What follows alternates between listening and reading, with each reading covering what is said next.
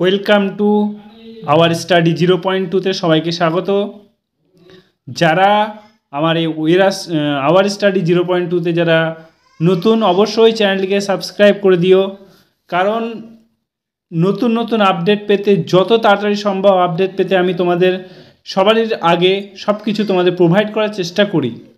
আর যারা আমার টেলিগ্রাম চ্যানেলে জয়েন হওনি, অবশ্যই আমার টেলিগ্রাম চ্যানেলে জয়েন হয়ে যেও, কারণ ওখানে গুরুত্বপূর্ণ নোটিশগুলো আমি ওখানেই পাবলিশ করি। ওকে, চলো আজকে আমি যে কথাগুলো বলতে এসেছি তোমরা দেখতেই পাচ্ছ, তোমাদের সামনে চলে এসছে, স্ক্রিনে দেখতেই পাচ্ছ কি বলা আছে। ডাব্লিউবিপি মহা আন্দোলন, দেখো 2024 তোমাদের ডাব্লিউবিপি বলো, কেপি বলো, যে কেপি 29 তারিখে যে এক্সামটা আছে, এই এক্সামটা মোস্ট প্রবাবলি হবে না।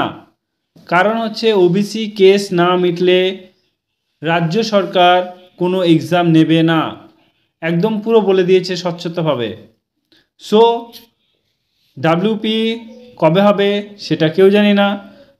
পেপারেও দিয়েছিল, পেপারের কথা ছাড়ো, কারণ পেপারে দিয়েছিল যে তোমাদের পিএসসি ডাব্লিউবিসিএস এক্সামটা 15 ডিসেম্বর হবে, কিন্তু সেটা হলো, আবার বলছে নাকি ফেব্রুয়ারির 15 তারিখ।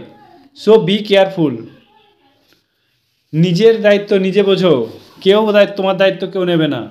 ডাব্লিউপি কেপি দেওয়া, কেপি এক্সাম ডেট যেটা তোমাদের 29শে ডিসেম্বর ছিল, সেই ডেটে এক্সাম নিচ্ছে না।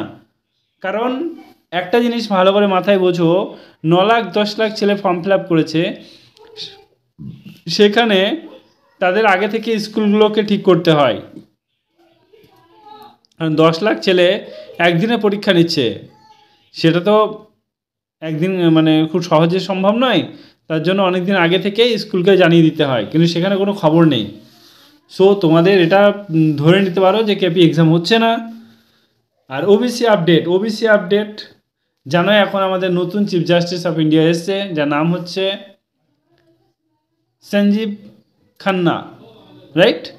সো যে চলে গেছে চন্দ্রচূড়, সেও কিছু করলো না, এও কিছু করবে কি এখন কোনো ঠিক নেই, যদিও হয় অনেক লেট হচ্ছে, ডিলে করছে। তারপরে দেখো যে KP PSC clerkship cut off, আমি যদি বলি যে কত কাট অফ যেতে পারে, এখানে ফার্স্ট শিফটের কোয়েশ্চেন খুব ইজি হয়েছে, সেকেন্ড শিফটের কোয়েশ্চেন একটু মডারেট হয়েছে, থার্ড শিফটের কোয়েশ্চেন একটু মডারেট থেকে হাই হয়েছে, এবং ফোর্থ শিফটের কোয়েশ্চেন একদমই হার্ড করে দিয়েছে, যেটা একদমই উচিত ছিল না। যদি এখানে নর্মালাইজ না করা হয় তাহলে কোয়ালিফাই করা সত্যিই খুব মুশকিল হয়ে যাবে, কারণ এক্সামটা আমিও দিতে গিয়েছিলাম ওই দিন, ফোর্থ শিফটে আমার এক্সাম ছিল। সো আমার মনে হয় যে সব কিছু বিচার বিবেচনা করে 65+ কাট অফ যেতে পারে। সো এটা মাথায় রেখে চলতে পারো যে 65 তোমাদের যদি হয় তাহলে একটা চান্স আছে।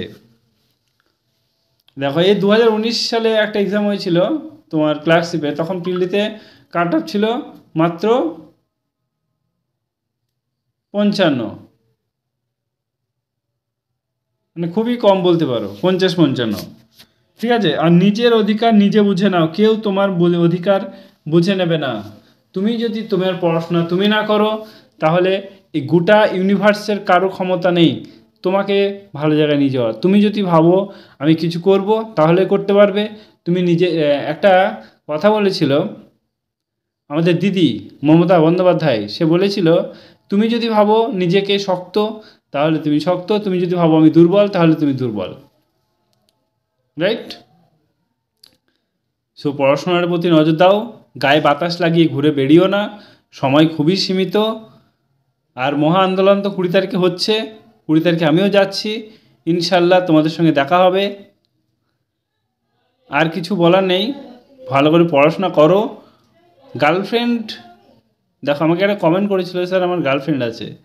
আরে ভাই, গার্লফ্রেন্ড তো থাকবেই, গার্লফ্রেন্ড যদি তুমি একটা চাকরি না পাও, গার্লফ্রেন্ডও ছেড়ে চলে যাবে, এরকম অনেক কেস হয়েছে। সো নিজের প্রতি খেয়াল রাখো, পড়াশোনাটা করো। দেখো ভালোবাসা, প্রেম ভালোবাসা, কিন্তু সলমান খানের বয়সটাও enough. Okay, so be careful, নিজের প্রতি যত্ন নাও, নিজের অধিকারটা নিজে বোঝার চেষ্টা করো। আর যারা আমার চ্যানেলটিকে এখনও সাবস্ক্রাইব করোনি অবশ্যই সাবস্ক্রাইব করো। আমার অনেক কষ্ট হয়, একটা ভিডিও বানাতে গেলে মোটামুটি 2-3 ঘন্টা খাটতে হয়। আর তোমাদেরকে কিছু বলছি না, একটু বিবেক দিয়ে একটু সাবস্ক্রাইব করো, বেশি কিছু চাইনি তো, একটাই মাত্র টাচ। All the best.